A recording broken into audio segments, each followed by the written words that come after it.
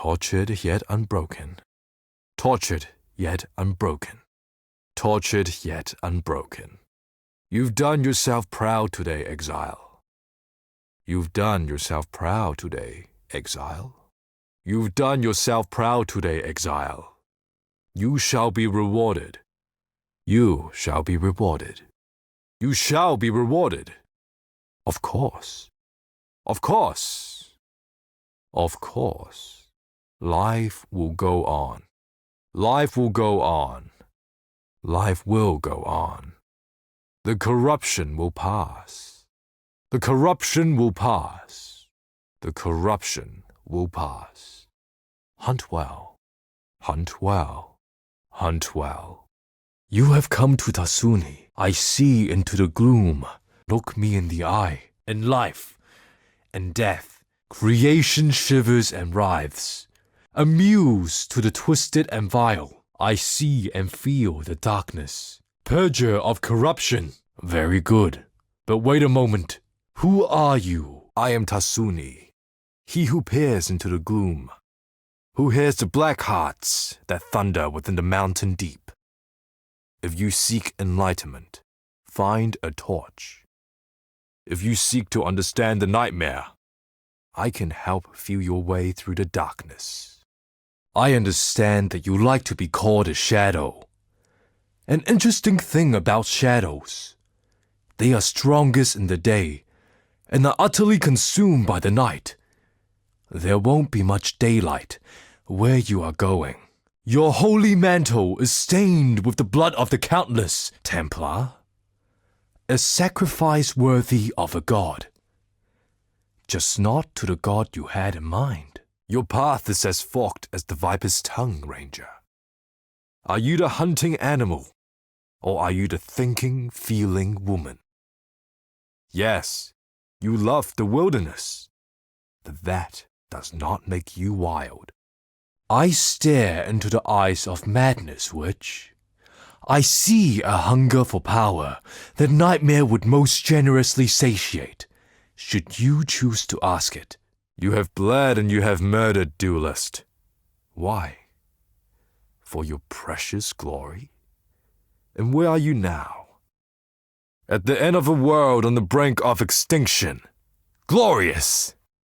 Cahome's way took him down into the darkest of nightmares. Have you asked your ancestors if that's really where the Karui way leads? There are few who understand the enormity of nightmare.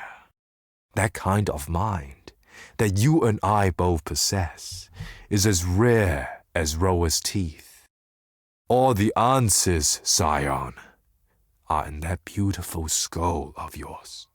The Marraketh are stranded in the sandstorm of reflection and regret. We look to El Sakema to lead us out. Yet the sandstorm is all she knows. She needs me, her eyes and ears in the darkness, but she will never comprehend my gifts. The nightmares are but whispers now, yet like prophets, cowering within crevice and crack. They speak of old gods returned, and the reprisal of an exile to her beleaguered land. My sister Kira has grown obsessed with the vulture of the wastes, our goddess Garukan. Kira has taken Oyun and plans to sacrifice her, imagining she can reforge herself as a red Sakema, a warlord destined to unite the Marraketh under her bloody banner. My sister's betrayal is too great for forgiveness. Like a rabid dog wandering the mountain pass, she must be put down. I ask this of you, for you are familiar with such barbarism and will not feel the pangs of mercy that I would. On her person, I suspect you will find Oyun's royal mandate, the Sakema feather. If Kara truly wishes to take the throne, she would need such an item to be considered more than a simple usurper. Bring it to me for safekeeping. And please, return our Sakema Oyun to us if you can. If she still lives, that is. But don't risk your life for hers. for I know her mind. She would not want that. Why ask me about her? That woman doesn't like me very much, and I can't say I'm particularly fond of her either. She seems to have gotten into her head somehow that I am the epitome of all evil, a selfish, blind villain. Nothing can be further from the truth, other than the blind part, of course. I suppose Irasha has good intentions. She truly wishes to see our tribe flourish. However, she is too caught up in ancient traditions to see that for us to truly flourish, we must transcend tradition. We must become progressors of the future, not attendants to dry, dusty history. The shadows are lifting at last, hand in hand. You and I, we have guided my people towards a brighter future. I suppose you wonder why I do not mourn? For my sister, for Oyun. Why should I? There is no sense in shedding a tear for those who stand in the way of progress. They have passed from this coil, and that is the best thing either could have done for their people. With our poor Sakema removed from her saddle, the way is clear. In lieu of a worthy leader, I shall step up, and with the backing of my followers, claim the throne of Highgate. Irasha may spit and curse, yet her duty shall overcome her distaste. She will bow to the one who bears the feather, as high custom dictates. It seems as though fate shan't be content with just the taking of my eyes. It is pernicious enough to steal my vision from me as well. I have planned to lead my people into a brighter, better future with the passing of our dear Oyun. But fate uses you to torment me. Still, I must not despair. Time is on my side, and in Rayclast, nobody remains as Sakema for long. Yes, I know of that dark god perched atop your shoulder. His image comes forth in my mind's eye, and I hear the sound of his breath crackle against the coldness of our mountain air. He has a different energy to the other gods revealed in my dreams. Less hostile, more empathetic to the plight which humanity suffers. Should his brethren be left to roam free? It seems, Lord Sin, as if you are on our side. In the twisting, shifting black smoke of my dreaming, I saw the beast, lying slain at your feet. I saw the rise of the old gods, the rigid, dusty remains, springing in sudden haste to life. I saw the growing of their power. As the corruption began to fade, I felt utter anguish, the madness of the beast's last rapid breath. Yet my sight, my power still remains. It would appear that I was permanently marked by its corruption, even as I was birthed from my mother's womb. While now, my mother is no longer around to protect me, and the beast lies rotting in the boughs of that wretched mountain. By the gods, and by the death of gods, you still live. I don't know what you did, but I can sense something has shifted. A weapon has been discovered, perhaps, to turn the tide of bloodshed brought on by these sickening gods. Tell me, what did you find? No, I mustn't inquire, for fear of losing my mind as well as my eyes. Oh, I am struck by a peculiar yearning, Exile. It is as if I am a man stood on the precipice of a cliff, with an insatiable longing for the ground. Please, leave me before the frenzied voices inside my head devour my body and soul. The slave of death wanders, raving, foaming at the mouth. Once he was Suresh, our most famous, or perhaps I should say, infamous necromancer. Suresh had at his right hand an undead horde that delivered him up a power never seen by the souls of man. In his time, he became a looming darkness, which threatened to conquer the entire Vastari plain.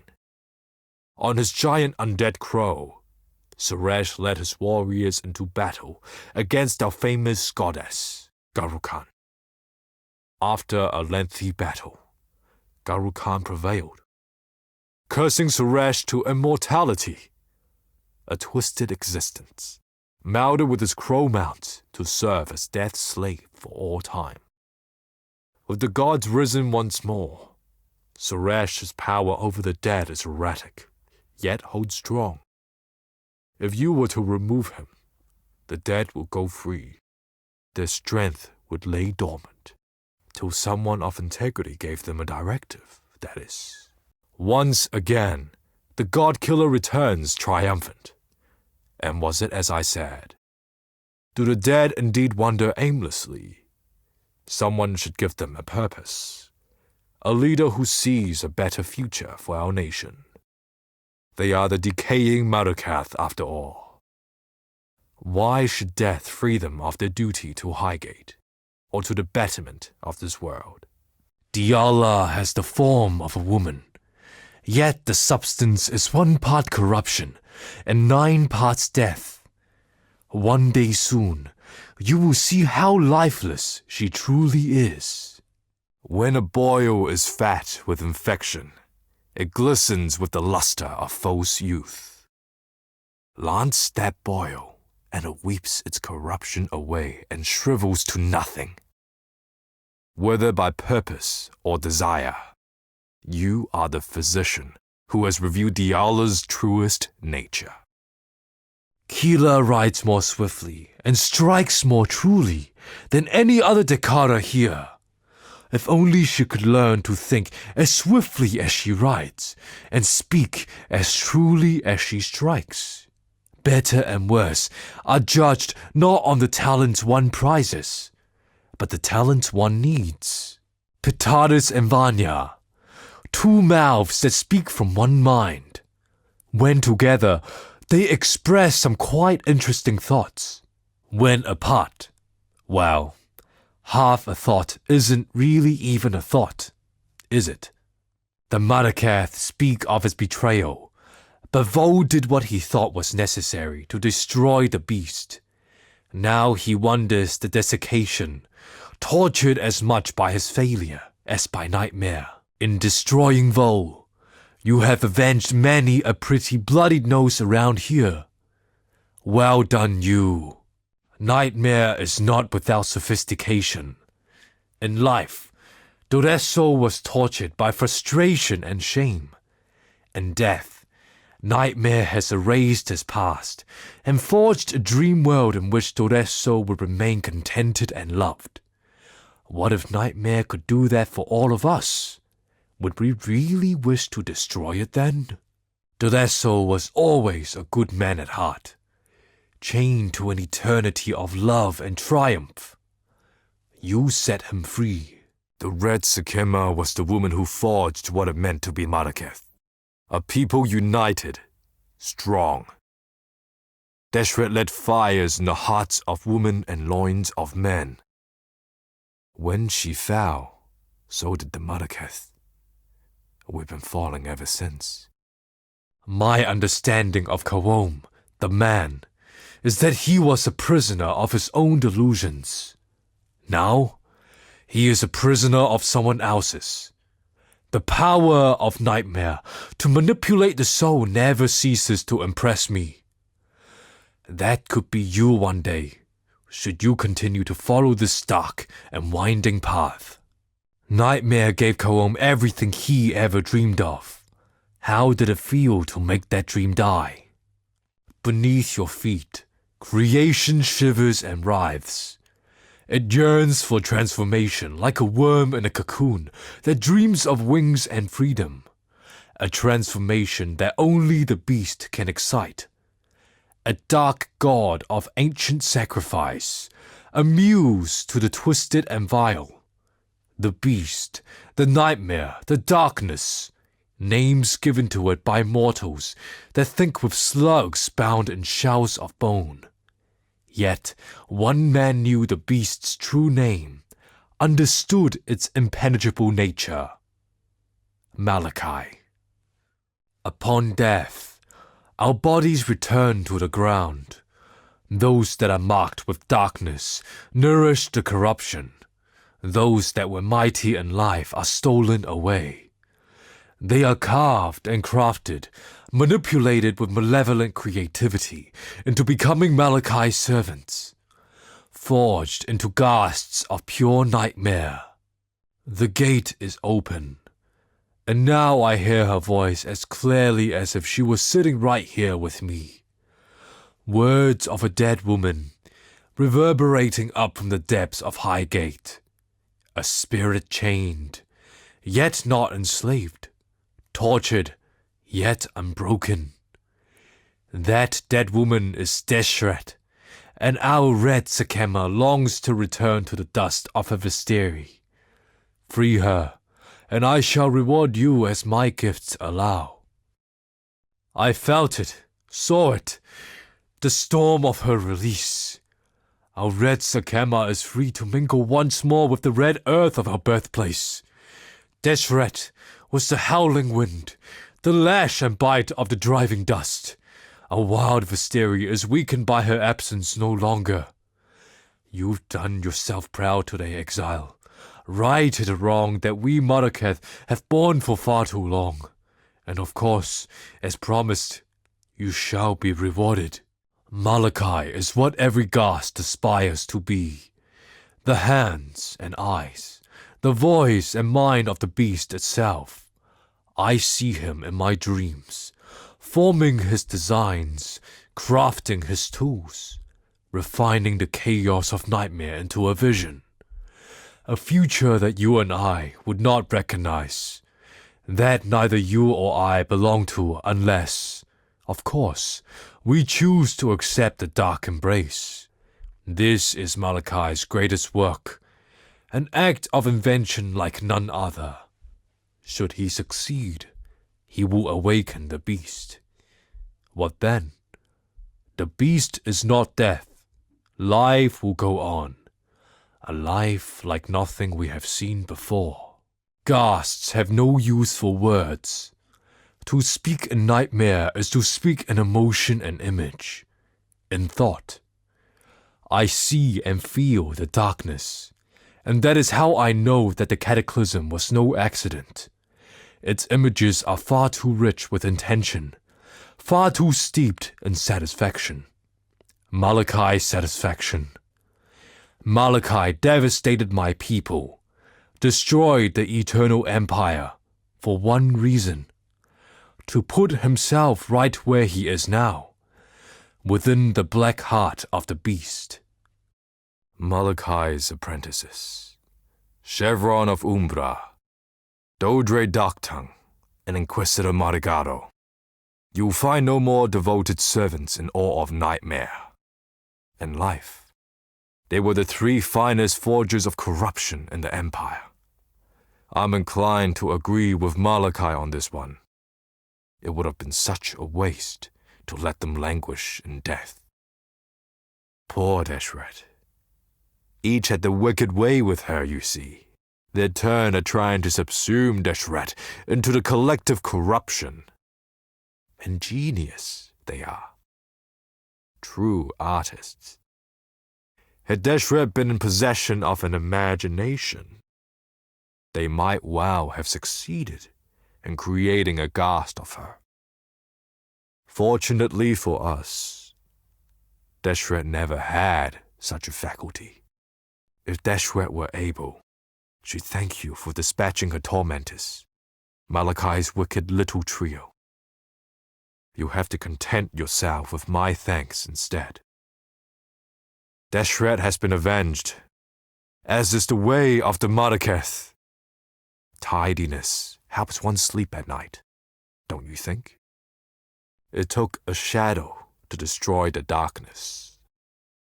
The progeny of light, bound to obey the candle whether he likes it or not. I know that's not quite what you expected to hear, but then the expected is not always what's needed. You have come to the end of the world, and now You need to return to the beginning. Oriath. Upon the mountain high, a gateway has opened, one that shall lead you back home. Hurry, for as the death throes of the beast soften and still, I see the gate beginning to close. Follow the light, for that's what shadows do, don't they? Ah, witch, I knew you would embrace the beast, yet I couldn't know that you would squeeze the very life from it. Honestly didn't think you had that much love in you. Now one thing remains to be seen. Your regard, your touch, your embrace can mean only doom for the loved. Please, choose your loves wisely, witch, lest you break poor Oriath's heart. Yes, that's right, Oriath. Upon the mountain high, a gateway has opened, one that shall lead you back home. Hurry, for as the death throes of the beast soften and still, I see the gate beginning to close. Follow your heart, witch, no matter how dark it becomes. You are a confusing creature, duelist. Your heart beats for no one but yourself, yet you have committed the greatest and most selfless of acts. Was it an act of the heart, or merely an act? Regardless, you may now stride heroically into the sunset, back to your grand arena, yes, in Oriath. Upon the mountain high, a gateway has opened, one that shall lead you back home. Hurry, for as the death throes of the beast soften and still, I see the gate beginning to close. Ever pursue your glory, duelist, lest you be forgotten. You're going to tell me that you didn't kill the beast, that it was simply your God acting through you. Please don't. I fear I might be ill upon your self-righteous toes. No, Templar, you did this. The oh-so-ordinary man who shall be heralded as the chosen one by the adoring sheep of Oriath. Yes, Oriath. Upon the mountain high, a gateway has opened, one that shall lead you back to your flock. Hurry, for as the death throes of the beast soften and still, I see the gate beginning to close. Continue to believe in those lies, Templar. It brings out the best in you. For a lover of nature, Ranger, you surely know how to destroy it. Yes, you can argue that the beast was beyond nature, unnatural to its blackened core. I won't believe you, though. It died, after all. Quite a natural thing to do, wouldn't you say? Something to think about on your way back to Oriath, Ranger. Yes, Oriath.